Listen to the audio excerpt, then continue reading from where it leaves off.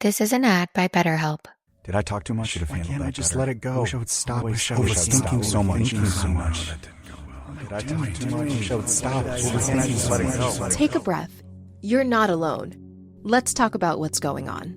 Counseling helps you sort through the noise with qualified professionals, and online therapy makes it convenient. See if it's for you. Visit betterhelp.com/randompodcast for 10% off your first month of online therapy and let life feel better. Hi, it's Sarah. I'm the founder of Olive & June, and can I tell you the one thing that always makes my day better? A fresh manicure. But who has the time or the money to go to the salon every week? That's why we created the Olive & June Gel Mani System. It gives you that same mani that you get at a salon for so much less. It comes with everything you need, a pro-level lamp, salon-grade tools, our damage-free gel polish that lasts up to 21 days. All you do is prep, paint, cure, and you're good to go. And the best part, it's super easy and so affordable. Each mani breaks down to $2. So let's skip that $80 salon appointment and get the salon quality look at home for so much less and on your schedule. Head to oliveandjune.com/DIYgel20 and use code DIYgel20 for 20% off your first gel mani system. That's oliveandjune.com/DIYgel20. Code DIYgel20 for 20% off your first gel mani system.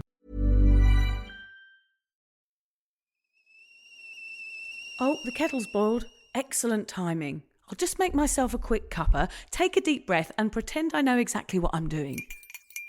Right, let's get started. Have you ever woken up on a Sunday morning with massive anxiety and said to yourself, I'm never drinking again, only to find yourself waving $50 at a barman by happy hour? Do you ever wonder why everyone else can stop at one while you end up at a dodgy after party holding hands with a weird bloke called Disco Dave? If so, it might be time to take a closer look at your reliable social crutch, alcohol. On this podcast, I investigate my own deeply dysfunctional dealings with booze and find out what it's really like navigating this alcohol-drenched world, one fizzy water at a time. I'm going to open up a shame shed of humiliating drinking stories to help you understand why waking up with one eyebrow missing and a kebab sticking out of your top pocket might actually be negatively impacting your health. So what happens when you put down those cheeky pints and finally let go of those rewarding mummy wines? I guess we're just going to have to wait and see. I'm Victoria Vanstone, and this is Sober Awkward.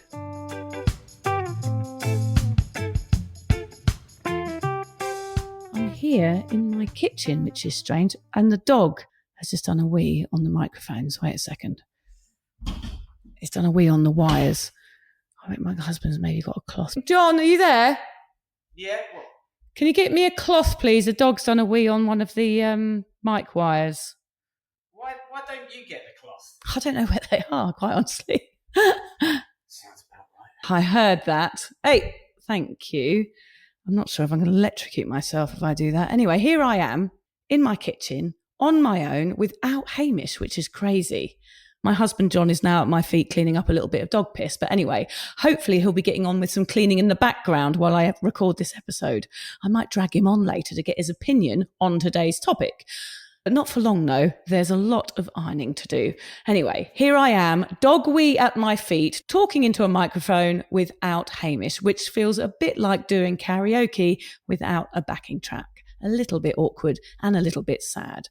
As you probably know, because I did about 30 posts this week about him leaving, Hamish has hung up his headphones and gone off into the sunset. And while I work out what the hell the next chapter looks like, I'm flying solo for a bit. It's weird, I'm not going to lie, but it's also kind of exciting. I've got some incredible guests lined up, some real conversations I've wanted to have for ages. And honestly, I'm really proud of where this podcast is heading. So trigger warning, there may not be as many willy jokes on this episode, which is okay. I'll probably add a bit of funny jokes instead. So if you're new here, welcome. If you've been around for a while, thank you for sticking with me while I wing it, mess it up, and then try again. It's all very on brand. Today's episode is about support, specifically the people around us when we go sober, what helps, what really doesn't, and why telling people to stop drinking rarely works, but quietly showing them how sobriety looks often does. I wanted to call this episode, Don't ask them, show them. But it sounded a bit like, I'll show you mine if I'll show you yours. So instead, I've gone for lead with tea, not lectures, because I really think that asking someone to quit with you could not only make them feel scrutinized, but it might make them a bit resentful. And the less of that in a marriage, a partnership, or a relationship, or a friendship, the better. I think resentment can lead to a lot of horrible feelings. So how can you get a loved one to reflect on their drinking habits without moaning at them or judging them? It's a question I get all the time. My husband still drinks. What can I do? Or I feel like drinking again because my wife is missing out on that part of our relationship. Please help. It's a difficult one. I think the answer is simple, but it most certainly is not about what's said. It's more about what's not said. I know that sounds weird, but don't worry, I'm going to get into it.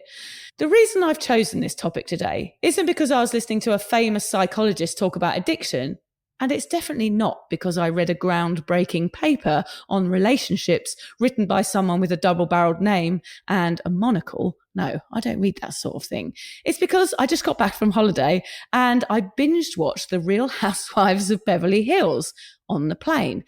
Anyone that knows me knows that I love a bit of brain-dead reality television to get me relaxed. It's like a medicine for me. My brain goes to sleep and I can watch lots of people saying, look at you, you look amazing. And it really helps with my sobriety somehow. Don't ask me why. Anyway, purely for research purposes, I was watching, of course, obviously, important cultural research, the kind that pairs beautifully with a free apple juice and 8 packets of salty mini pretzels. Anyway, one of the husbands on the show has given up drinking. He's going to AA, he's doing the steps and putting loads of effort into being sober after being many years an alcoholic. And they're having a meeting in a restaurant and his wife comes to meet him. They've split up and it's one of their first meetings since their actual breakup. And the first thing she says before he even sits down is, "You don't mind if I have a drink, do you?" And before he even had a chance to respond, she had waved the waiter over and ordered a glass of wine or a mimosa or something like that. He didn't even have time to give his reaction. It was really hard to watch, and it really was a chance for her to show her support for his choices. But her need for a bevy at lunch overrid his need to not have one. I found it a little bit inconsiderate. And I find it in my own life sometimes when people just want to get wasted in front of me, it makes my toes curl in my shoes a little bit. This moment hit me, not because she's doing something knowingly mean, but because it shows how normalised alcohol is and how invisible the sober person's struggle can be. How cool really are we about having drinkers necking vinos and vodkas next to us while we're sat quietly in the corner of a room sipping on a fizzy water? Can we ask them not to have one or slow down or even quit just because we have? I don't know. So today I'm here on my little lonesome talking about how telling people you love to give up drinking can create resistance and how just living happily without alcohol can create curiosity and trickle into the mindset of even the most beer-swilling, pub-dwelling boozers. I want to start by telling you my story. My husband, John, he doesn't drink anymore. Not because I asked him to stop, because I was the one with the issue after all. But I think he stopped because it didn't feel right to crack open a beer in front of me when I was on the sober path. Instead of guessing how my quitting made him feel, I'm going to drag him away from the dirty washing pile and ask him a few questions. John, have you finished the dishwasher? Yes. Have you done the toilet? The toilet? Yeah, get your rubber gloves off. Come on, have you finished? Yeah, I'm coming. He's coming into shot. We need a second opinion here. Right, this is my husband, John. Hello, husband. Hi. How are you? I'm good. Okay, good. I'm sorry, I'm going to ask you some very serious questions. I'm recording an episode about different types of solar heating systems for one-storey bungalows located here on the Sunshine Coast. Really? That sounds... Well, let's get into it. That's great. Not really, but I knew you would love that topic because anytime anyone mentions swimming pools or chlorine or solar systems, you light up like a happy little elf. I'm not actually going to ask you about solar systems, John. I'm going to ask you some questions about booze. Now, you are someone, in fact, probably the only person that witnessed the aftermath of my drinking. The absolute anxiety, the fear of dying the next day, the irrational thoughts when hungover. You saw it all. I think my first question for you, John, how did it make you feel to see me like that? Did you think there was something wrong with me? Very much. There was something wrong. It was a real mental imbalance because you were not able to cope with the day. Yeah, I wasn't able to cope with the day. It must have been a bit strange seeing somebody having that reaction from alcohol. It was strange because it was so different to my reaction because I didn't suffer with those intense hangovers. I wonder when we were out, did you ever think that I was drinking more than you? Were you like, oh, she's really getting stuck in now? Because I wonder whether my hangovers were so intense and so full of anxiety. Maybe I was drinking double what you were. What would you say? You drink quickly. Yeah. But I was a drinker too, so I drank quite a lot. So Yeah. we probably were actually matching drinks. And actually often you were drinking beer and I was drinking wine, and wine's a lot stronger. So I think definitely what I drank, not so much the amount, definitely didn't help either. And sometimes I had a sneaky ciggy on the side, didn't I? Yes. Anyway, when I stopped drinking, what was going through your mind about your own relationship with alcohol at the time? I didn't feel like I had a problem at the time. Yeah. So, it was about helping you Mm-hmm. in processing what's going on to try and not give you the pressure to feel like you wanted to drink, because within your family, within social network, it's a very normal thing to go out drinking. Yeah, it was more ingrained in my family than it was for Yes. yours. I had been having these hangovers for a really, really long time. In fact, 4 years after my first child was born, I started to get really bad anxiety, but I was trying desperately to continue my drinking habit because I didn't know another way of being. I had no other identity than as a party animal. So I wanted to combine my two lives, which was parenting and being a party girl. And of course, those two lives collided on a Sunday morning when I was trying to go about being a parent and I couldn't function. And that led to loads of guilt and loads of shame. I woke up one morning and said, look, I can't do this anymore. I think I need help.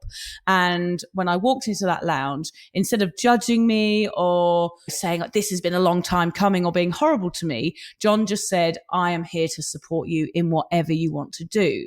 And that's the difference between having a supportive person in your life, that sobriety capital that we go on about all the time, and having someone that is still drinking. But of course, John carried on drinking for quite a few years after I became sober because he didn't see himself as having a problem. And I thought, well, I'm going to be cool about this because he doesn't have a problem, therefore he should be able to carry on. But what do you think about that? Well, I think it's rephrasing what the problem is. The ultimate support is for me to stop drinking. Yeah. When you stop drinking, so you've got that support. But I didn't. At the time, that didn't even cross my mind. No. And I never thought about asking you to stop either, because I just thought, well, this is my thing and I've got to get on with this and I need to be sober because I'm having this anxiety.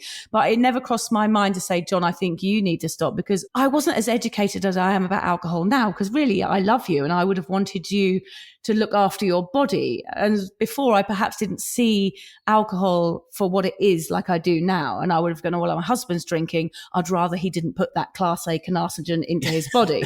Whereas, I didn't think that at the time. I just thought, well, I'm the one with the issue. But that's society, isn't it? Because society isn't telling us that alcohol is a class 1 carcinogen. Yeah. It's, we say it's okay to go out and drink and have a few drinks and I haven't got a problem. So it's rephrasing it. What is the problem? For me, maybe it was a social problem that I couldn't go out and not drink. Yeah. Because I thought that's what was required. I guess that's the problem with normalisation, isn't it, Yeah. John? So, you used to have 5 or 6 beers a week. And I also didn't think it was in my sort of realm of possibility to question that for you. I think also I was so busy getting sober myself that I knew I just had to concentrate on that. So, and I knew you were generally all right. So I didn't have anything to worry about. What would you have said if I'd asked you to quit with me? I'd have probably said, I don't have a problem. Why do I need to? Yeah. A negative reaction. Sorry, his phone's going. Siri's going off. Siri.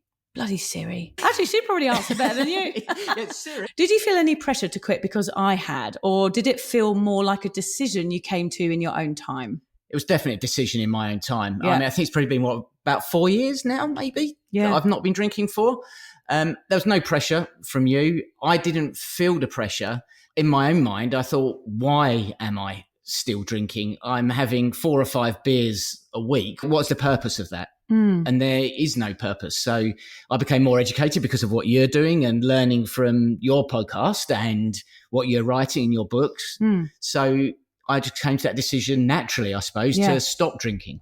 I never, ever once said to you, don't have a beer, did I? Never once. Never. I think if I had, you would have become defensive and you wouldn't have felt like doing it. I think when anybody's asked to do anything, especially someone like me who hates authority of any kind, like if someone tells me what to do, I actually do the opposite. And I think if I had come into the lounge that day and said, look, I've got a problem with drinking, and you'd said, well, I'm going to carry on, and kind of dismiss me in any way, I think I would have carried on too. And I think sometimes when you give up drinking, all you need, you might not necessarily need somebody to give up alongside you, but all you do need to know is that they're going to support you in some way. And perhaps the ultimate form of support is that person giving up as well. But it's weird because you can't actually ask them to do that. So what changed for you once you stopped drinking? Not just physically, but emotionally, or how you showed up in our relationship? There wasn't a massive physical change in what I was doing. I think the emotional change in what we're doing, we were able to become much more on a level, if you like, because we both weren't drinking. So it simplified the relationship. Yes. And also I think, because I'd given up, I wasn't having that anxiety every day, which helped our relationship because you didn't have to worry about me anymore. Yeah. And it's probably really horrible when you're having to worry about your partner. You were having to worry about me every weekend.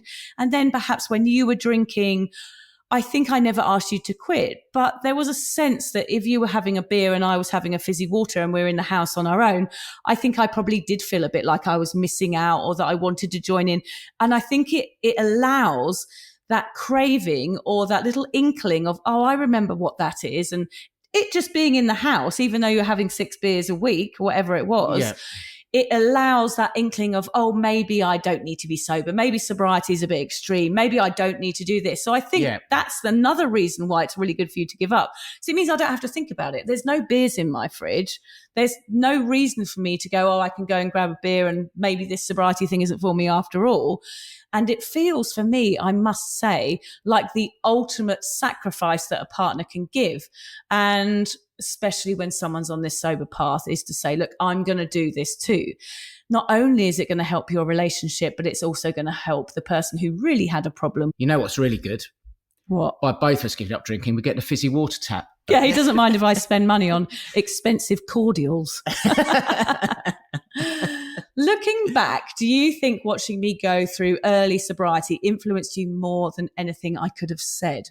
Yeah, definitely. Of course. Watching you, and especially the way you've developed in the career you're doing with the podcast, there's a massive educational thing that I've been able to take on and understand that without you not drinking, I would never have known about. Yeah, totally. We don't talk about it in society like we are now, like we're having this discussion. I think it's reframing, as we've said before, about why you're drinking. What is the problem? You might not have an addiction to alcohol, but have you got an addiction to the presence of alcohol when you're in a social situation? Can you go to the pub and have a fizzy water? Yeah. Can you go to a restaurant and just have a lemonade? Yeah. So is that the addiction that you've got? You're addicted to the association of alcohol in social situations. Yeah. So it's reframing and redefining what the problem is to understand what it is for you. Yeah, he's doing quite well, isn't he? He knows quite a lot about it. Who needs Hamish, John? Yeah.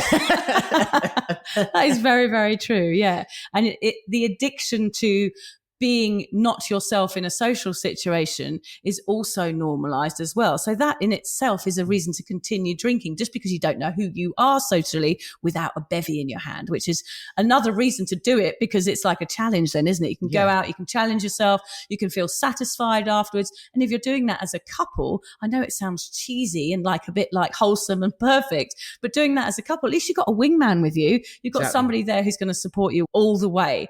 But I'm not saying that this is easy, because trying to convince someone is probably actually impossible. So John, what would you say to partners listening who don't think they have a problem but are quietly wondering whether life might be better without alcohol?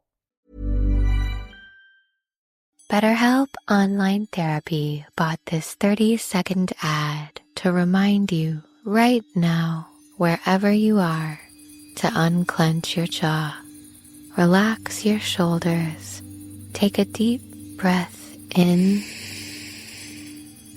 and out. Feels better, right?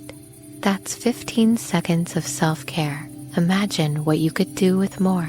Visit BetterHelp.com/randompodcast for 10% off your first month of therapy. No pressure, just help. But for now, just relax. Why choose a Sleep Number smart bed? Can I make my site softer? Can I make my site firmer? Can we sleep cooler? Sleep Number does that. Cools up to 8 times faster and lets you choose your ideal comfort on either side. Your Sleep Number setting. Enjoy personalized comfort for better sleep night after night. And now, during our President's Day sale, take 50% off our limited edition bed. Plus, free home delivery with any bed and base. Ends Monday. Only at a Sleep Number store or sleepnumber.com. You need to kind of step back and look at yourself a bit more and see what's going on there. I mean, for me, as an example, I always thought that my friends would say, go on, have a beer, John. But the reality was, on my birthday a few years ago, I went down, organised a wakeboarding session with some friends, and I turned up with a case of non-alcoholic beer and said, I don't drink. No one in that group of guys, there were 6 or 7 of us there, questioned it. They went, 7. 6, 7. Sorry. But no one questioned it, did they? They all just grabbed the beer and said, oh, this is great. And we all just drank non-alcoholic beers after going for a wakeboard. That's a surprise, isn't it? The support from people outside of your relationship as well, because actually no one really has a go at you anymore, especially if you're doing it to support your wife. Like, even if you said that, like, why aren't you drinking, John? Said, well, my wife's given up alcohol and I'm doing it to support her. Nobody can say, oh, go on then, just have one anyway. Who cares? People don't do that anymore. I know at least 3 of those guys were heavy drinkers, but they didn't drink then and they did not question me about my decision not to drink either. That's so good. So it was actually, I think, just give it a go. Stop drinking. Try it. Go out in that social situation. And I think you'll find that if they're good friends, they're not going to question it. And also, it's like a 10x on a relationship, isn't it, as well? If you show that support, that means the person you're supporting is going to feel respected and they're going to feel like, oh, they're really giving something up and they're doing it for me. And that's actually a really nice feeling. Now, looking back, the only supportive thing to do as your husband when you stopped drinking should have been to say, oh, I'm not drinking now. That would have been good. But I think there would have been part of me that would have felt guilty at that point because I didn't know enough about alcohol to be happy with you doing that. I would have thought, well, I'm taking his fun away. Yeah. Because that was my mindset. That was how I was wired to think, well, drinking equals fun. And if I get him to stop drinking, I'm ruining his life and taking his fun away and ruining your social life. Yeah. So it even wasn't on the cards for me because it felt like such a huge sacrifice for me to give up. I didn't feel like it was necessary for you to make any sacrifices. But now, again, in hindsight, looking back, that would have been the right thing to do. If someone's struggling with something, I mean, you don't, with a heroin addict, go and say, well, I'm going to carry on taking heroin and that's all going to work fine. Yeah. Or even with chocolate. I mean, you sometimes do eat chocolates in front of me when I'm on a diet. Snacks, all snacks. Yeah, that's not helpful. He's always in the fridge snacking, quite honestly. Yeah, he pretends he's not, but he's munching on something in the lounge. I'm like, what's that? What are you eating? Nothing.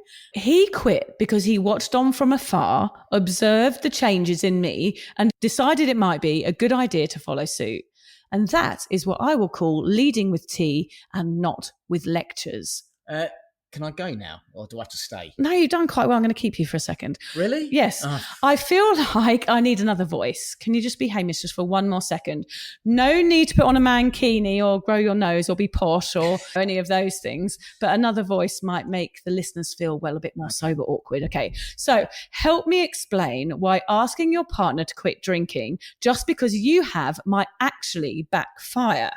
Right, let's go into this, John. Number 1, it might trigger a defensiveness if you ask them instead of a reflection. The moment someone feels they're told what to do, like I said, their nervous system goes into absolutely not mode. Even the most supportive partner can hear it as judgment, control, or criticism rather than care. And it could turn your sobriety into their problem. Yeah, I think quitting drinking it's individual, it's personal to yourself. So if your partner can come to the decision themselves, it's going to be a lot less pressure on you, a lot less resentment. And it's going to feel much more supportive if they make the decision to stop themselves. Yeah.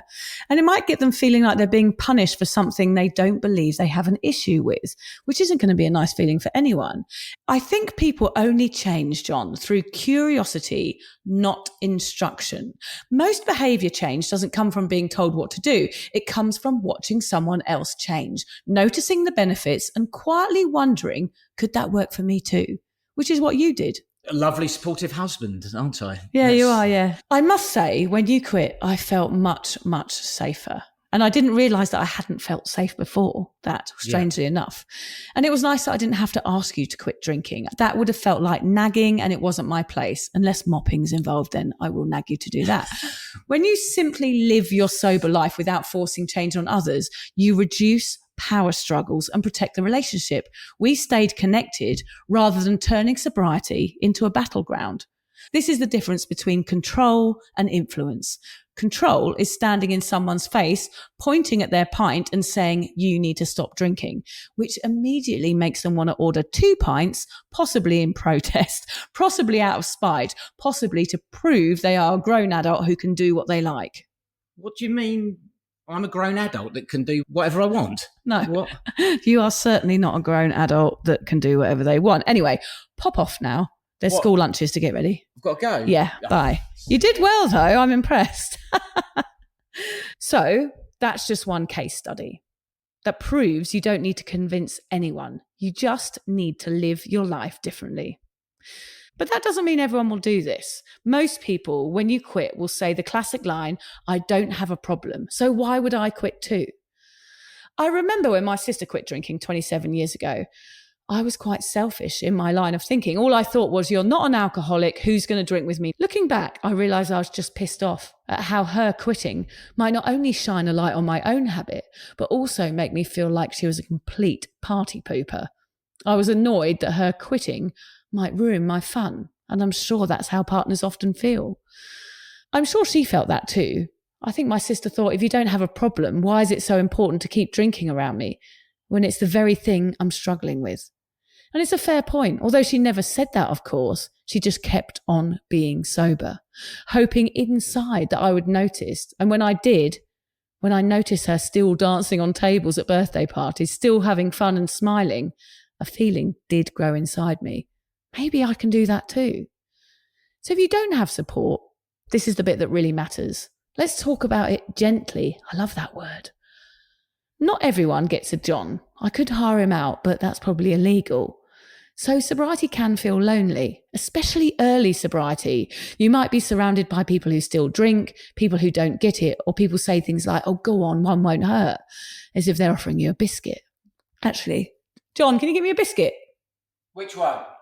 Garibaldi, please. Okay. Yeah, and a cup of tea, please. Anyway, he's still there hanging around like a hairy ghost. He didn't have a shave to come on, John. Yeah, he should have had a shave. Anyway, if that's you, please know there is nothing wrong with you and you're not doing sobriety badly. I'll be honest with you, I do still find this hard, even 8 years in. I have to hold my tongue when people try to convince me that the doctors say red wine is good for you or it helps my sleep. I'm literally biting the corner of my couch wanting to shout, stop this silliness. But I don't. I'm just quietly a happier version of me, someone different to the dribbly party animal who would sleep with your best mate if there was a shot of absinthe up for grabs. So I guess this is where the soft boundaries come in. You don't need long-term explanations or dramatic announcement or a TED talk on your drinking history. Spend less time explaining yourself and more time protecting your peace. A simple I'm good thanks is enough. And remember, this isn't about their comfort. It's about your nervous system learning how to feel safe again.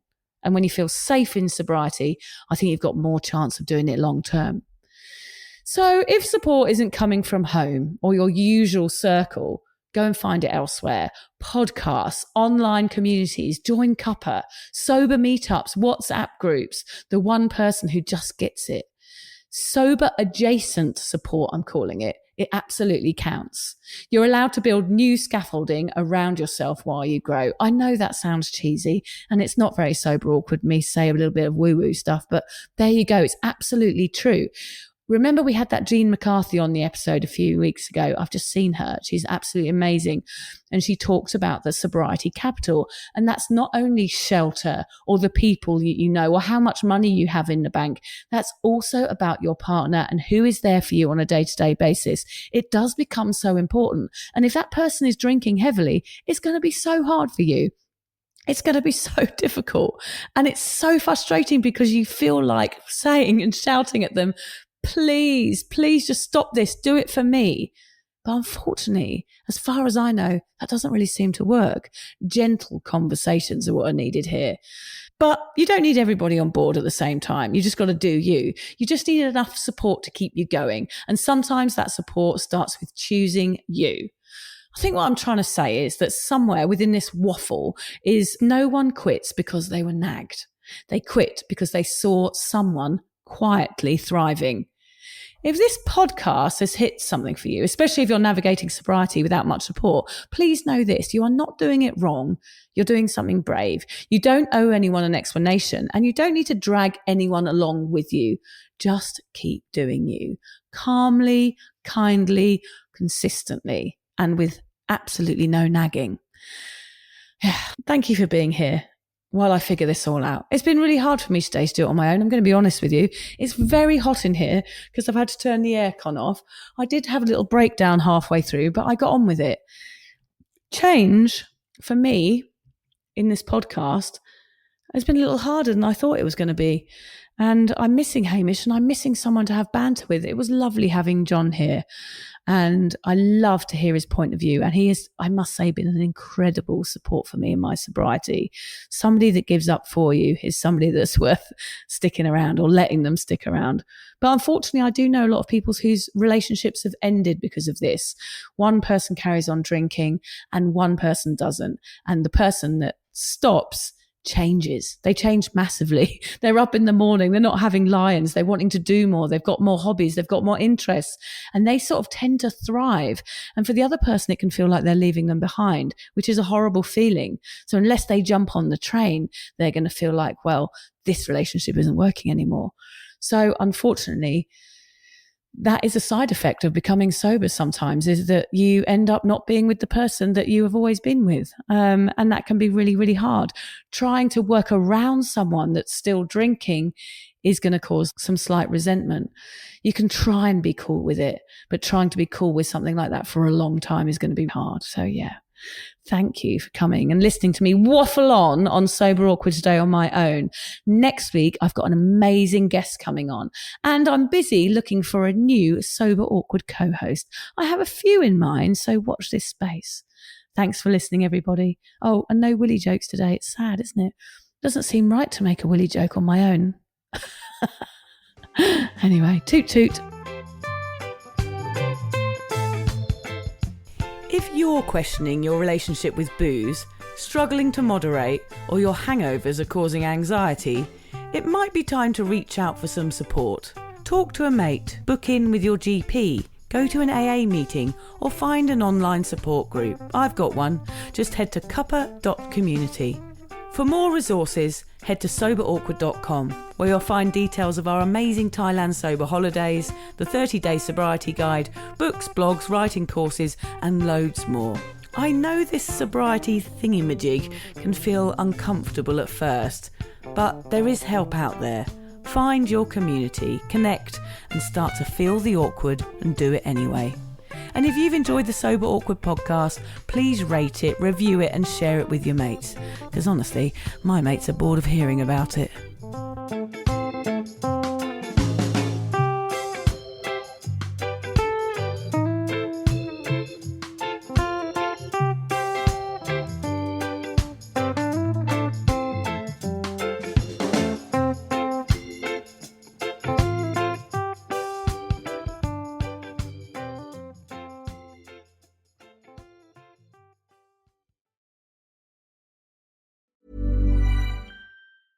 Why choose a Sleep Number smart bed? Can I make my site softer? Can I make my site firmer? Can we sleep cooler?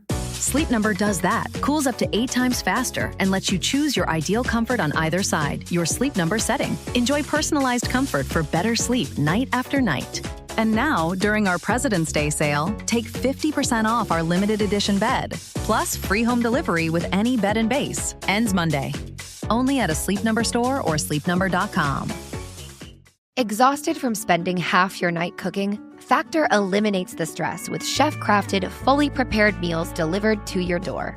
Fresh, never frozen, ready in 2 minutes. Factor delivers zero cooking, zero stress. Just heat and eat over 100 dietitian-approved options weekly with no refined sugars, artificial sweeteners, or refined seed oils. Right now, go to factormeals.com/easy50off and use code EASY50OFF for 50% off and free breakfast for a year. That's factormeals.com/easy50off and use code EASY50OFF.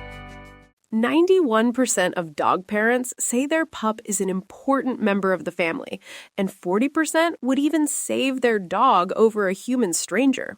If that's you, you're not just a dog lover, you're obsessed. At Ollie, we get that because we're obsessed too. Caring for your dog isn't just routine, it's a reflection of how much they mean to you. And what goes in their bowl is one of the clearest ways you show that love. That's why our chefs, vets, and food scientists create fresh, human-grade meals designed to support your dog's whole body well-being. Every recipe is crafted with intention, backed by real nutrition insight, so you can feel confident that you're giving your pup something truly good.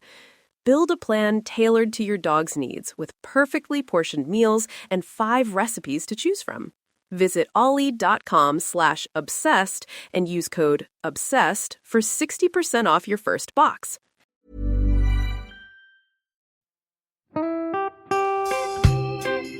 So, as you probably know, my comedy memoir, 1,000 Wasted Sundays, is officially out. All my magnificent fuck-uppery in one awkward hit.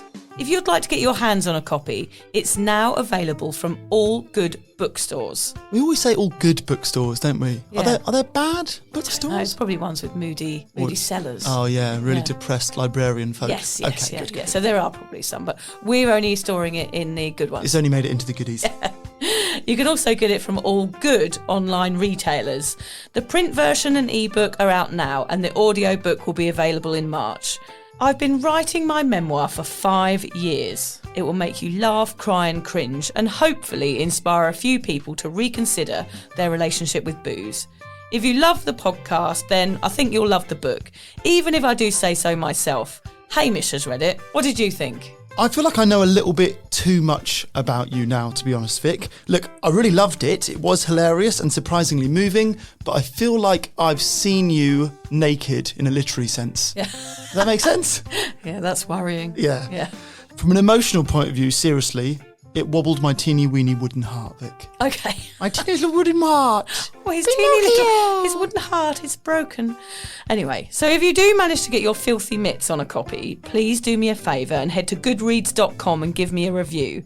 Doing that will help me get it out there to those that need a bit of sober support. So there you have it. My story, unwanted warts and all.